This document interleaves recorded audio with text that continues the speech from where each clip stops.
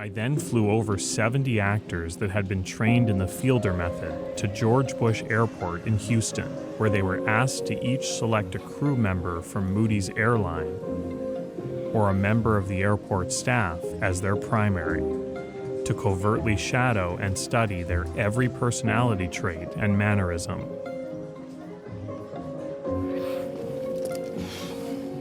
It's a nice break between flights, right? Oh, okay. Another missing piece is coming. Another missing piece has arrived. The Nathan Fielder method for acting is basically observation of real life people and you're emulating them. So Nathan doesn't just hire random people. It sounds like he has specific actors that he's trained and will hire again and again and again, because he'd rather do that than hire a bunch of random actors every single time he needs them. This is something I've wondered about because I always see the same people in his skits. Okay, this makes sense. It also makes sense for his neurology. It also makes sense for his process because he'd rather work with the same people because he knows what to expect. They know what to expect from him. And also, they could just refine the skill sets that he taught them more and more as they work more and more with him, rather than needing to start anew every single time with new actors. He could just work with the same ones that get better and better and better, and he doesn't have to explain anything to them. And they're basically acting in the same ways that he has to act because they have to rehearse in the same ways that he has to rehearse. And they have to do exactly what he does. He's basically teaching actors how to mask. And by acting, it's not just taking on the role of a character. He's asking them to observe real life people and just emulate those real life people, which is very different than real actors that just take on a role and they figure out how to convey what the script is telling them to do. This isn't about creativity for these actors. It's about how much can you objectively emulate this thing that is happening and this real life person, this real life situation. Because when Nathan creates that real life situation or recreates it on the set, he wants these actors to emulate what real life people would do in those real life situations, but in a recreated scenario. I got it, Nathan. I got it, Nathan. Your girl got it, Nathan. I got you. I got you. How do you know? Well, because if you're on a published point, it's all been vetted by some sort of controlling agency. Okay. Any specials today? No. During this 48-hour period, we enlisted... Okay, so part of the Nathan Fielder method is not only observing, but asking questions. He's basically getting these people to be autistic. This is so genius. This is so genius. Like, there's so many layers to this. This is insane. In real life, autistic people have to act like non-autistic people. But in Nathan's world, he's getting non-autistic people to act like autistic people to act like non-autistic people. Holy shit. My God.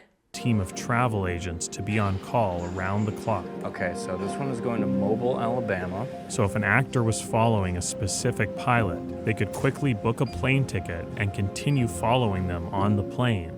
Observe them during the flight, and even once they get off, they can keep following them all the way to their hotel room in order to get to know them as intimately as possible. Hey, I'm sorry to bother you, mate. Did you find a wallet in here? It has little frogs on it. You're welcome to look. I haven't seen anything. Appreciate it, real quick, mate. You're a pilot? With a full slate of actors having taken on the identities and personalities of the passengers, pilots, and crew at the Houston airport, I now had a place where I could witness any interaction Moody might have during his typical day, and no one could stop me, because this airport was all mine. You should have received your flight assignment in email. Yes. You got that? Yeah. And that's sort of how it's done at the airline. Right, yes. The flight assignment included the passcode to the pilot's lounge, and I showed him a photo of the actor who would be playing his captain, based on a real captain from Moody's airline. So You can just go in there and do what you would normally do if it was just everything normal flight, and I'm just gonna watch. Sounds good. Any electronic devices, please place them in the bin. Thank you for your cooperation. Please remember to discard all liquids. If you have any electronic devices. Okay, this is so random, but does this guy look like Ethan Slater to you? Ariana Grande's man, Mr. SpongeBob. He looks like Ethan Slater. It's the eyes, it's the, like, specifically the eyelid, the eyelashes, and the eyebrows, and also the skin tone a little bit. The only difference is this guy's a brunette and Ariana's man, Ethan Slater, is a ginger. But holy shit, they look identical, low key. That's pretty crazy, right? Talk about pattern recognition, Irene. My pattern recognition is not just with socializing or situations, it's also with like the way people look. The amount of obscure lookalikes I'll find for people is so funny. My friend and I will always say, oh my God, this person reminds me of this thing. And we'll pull up like a random cartoon character from the early 2000s. Anyways. In your bags, please remove them from your bags and place them in a bin. You good to go? Awesome. Thank you, sir. Thank you for your cooperation. Yeah, no worries, man. Have a great one.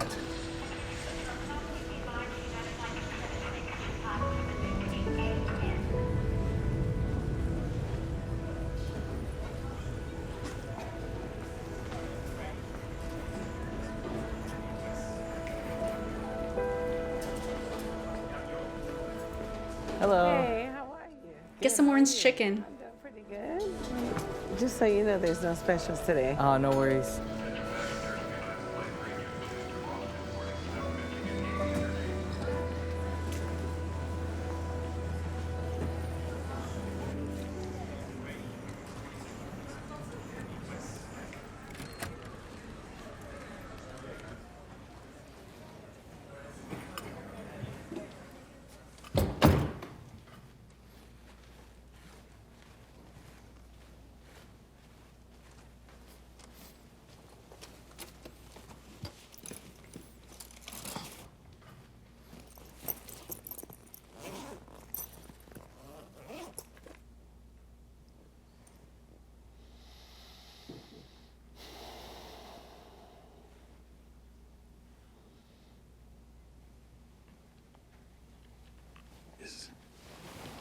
Is this how it really is? You normally don't talk to the captain. Yeah, not to the captain. When do you normally talk to the captain? So if I arrive before him, or if I'm already in the plane, as soon as he walks in, then we're meeting each other for the first time. So you don't actually talk to each other until you get in the cockpit. That's the first time. Yeah, You exchange any words. that's the first time. It's like when they walk in. So you want me to go meet him? No. I just want what's real. Oh yeah. This is. I'm doing it. This is real. Yeah, this is real time. This is exactly how we Yeah. Okay, thanks. Yeah. Keep going. Yeah. This is literally what goes through a high masking autistic's head whenever we're in social situations. Like, I know Nathan is going to him and asking him questions of like, do you guys talk to each other during a time like this? Or when do you first talk to each other? And the guy's like, well, we first talk to each other when we enter the cockpit. Even though that's a conversation between Nathan and the pilot right now, that's essentially what goes through our head with ourselves in social situations for us to mask. We would be asking ourselves, okay, it's really quiet right now. Do I say something or do I not say something? Do I stay quiet or should I introduce myself? If I introduce myself, what if I offend them? And then what if that makes them dislike me? And then while we're flying together, it's awkward and there's tension there and I have to say something, but they don't listen to me because I rubbed them the wrong way in the room previously. Or what if it's the opposite? I don't introduce myself and they get rubbed the wrong way and they think I'm cold and off-putting. And then so when we're flying together, they hate me because I didn't introduce myself. Like, this is literally the thought process that goes through a high masker's head. You're literally running through every scenario and you're trying to ask yourself, what would that mean? How would they interpret it? But the downside to that whole thing is that as the autistic person, we don't have the answers.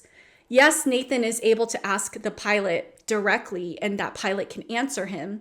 But a lot of the times we're not asking someone, we're asking ourselves, what should I do? What would happen if I did this? What would happen if I didn't do this? What would happen if I did this instead?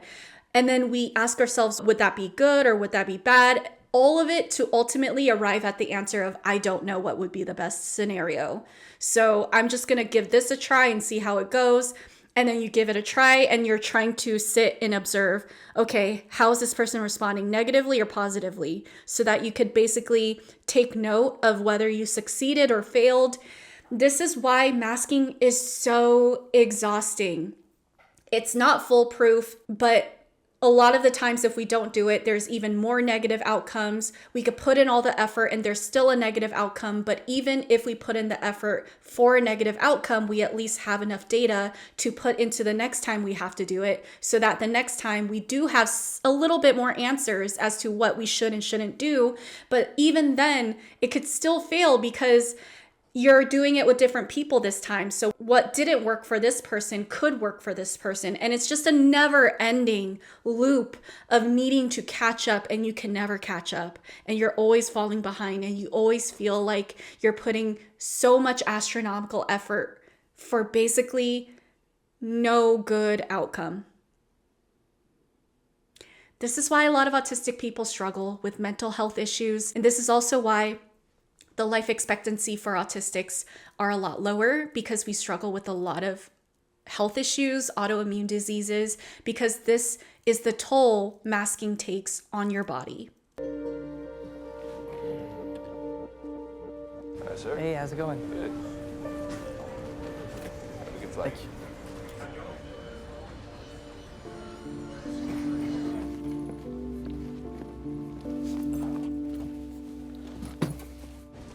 Thanks, sir. You're welcome. How you doing? Hello. Dana, excuse me. Moody, nice to meet you. Good to meet you. How's it going? No, I'm good.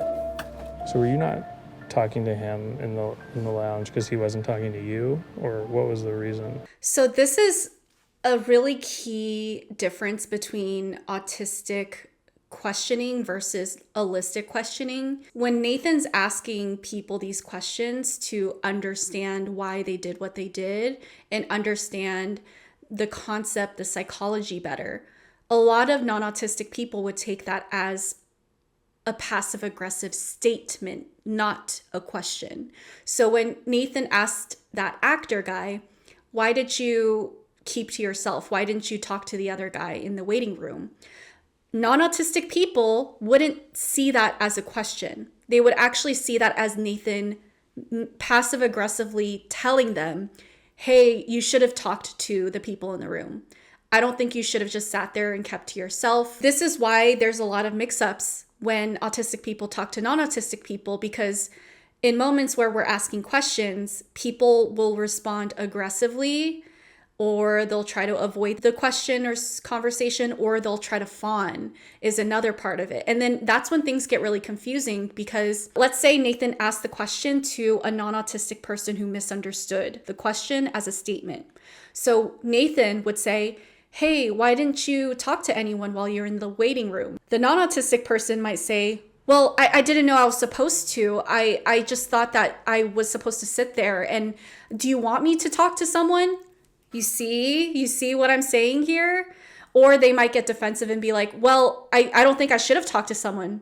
Why do you think I should have talked to them? How many of you guys have been in situations like that, where when you asked a question to get on the same page, the other person's response of fear, anxiety, or anger gets you really confused, because as the autistic person, you have to now be like, wait, why are they responding this way? Do they think that I was accusing them of doing their job wrong? Because if that's the case, then how did they get that from my question?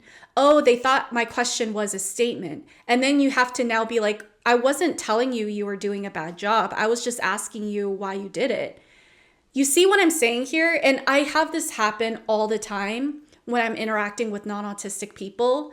When I ask a question and then the person has their fight or flight response, it takes me a long time to catch up to them, because I have to figure out why they're not just answering my question, and they're either trying to argue with me and be defensive, or they're trying to appease me and satisfy me by saying what they think I want them to say.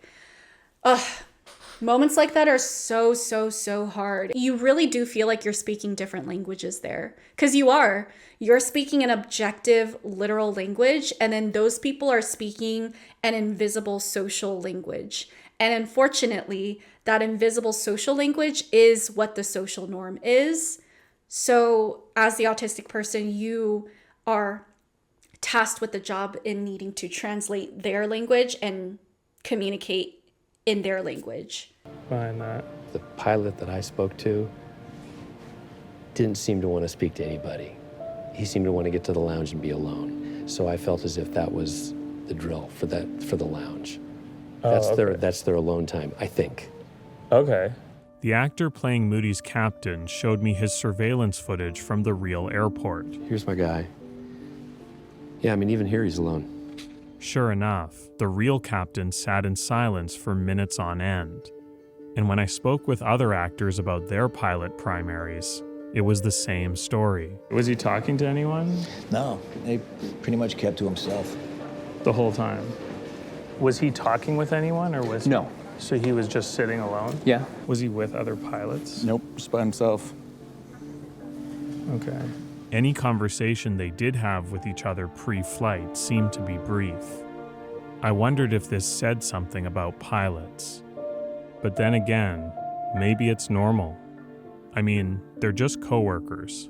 Hey, remind me, when we first started working together, did we have like a long conversation, or what was that like? I don't remember exactly. You and I personally? Yeah. No, not really. What did I ask you about yourself, or what did I say? You would come in and give direction and stuff like that. Okay. If you're a non-autistic person, please take note of how these actors are answering Nathan's questions and apply that to your real life. Like, if you have an autistic person in your life asking questions the way that Nathan is, just answer their question with honesty and sincerity. Don't think that we're trying to insinuate. Don't think we're trying to pass judgment or any of that. We're literally just wanting to ask a question because we need an answer, because that'll help us understand more. And if you're playing this invisible social game that works in other contexts with non-autistic people, it'll just make us more confused. And honestly, this is why a lot of autistic people have meltdowns. Imagine Nathan asking these questions to these people, and they're constantly interpreting his questions as insinuations rather than an actual inquiry. So I guess you don't have to have a long conversation with everyone you work with. Sure. Right. So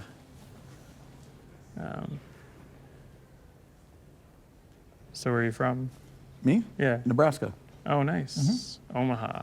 Omaha's there. I think I saw statistics saying that Nebraska has some of the happiest people in the US, and a lot of the Midwest states have the happiest people. Isn't that so interesting? If any of you watching are from the Midwest, I would love to know why you think that is. Got it. Nice. Yeah, I think I can't remember if I've been there. All right, yeah, I'll let you get back to it. Yeah, good chatting. Right, thanks so man. much, yeah. Oh my God, so autistic of Nathan. It's so hard as the autistic person to know how to end a conversation. He was like, Nebraska, I don't know if I've been there. Okay, bye. That is so real. Currently, the only FAA required training for assertiveness in the cockpit is a short PowerPoint presentation. Tell them to speak up when uncomfortable and invite participation by all. Focus No one's on paying what is attention. Right, not who's right. Time permitting. John had taken me to see it, and he thought it sucked. This guy's a boring professor. What are good communications? What? Divas. John's like, I could slay this PowerPoint so much better than him. I would have put in images. I would have put in videos in this PowerPoint. And Nathan's like, these two are divas. I love this duo. This duo is amazing. They're like two peas in a pod, unexpected peas in the pod.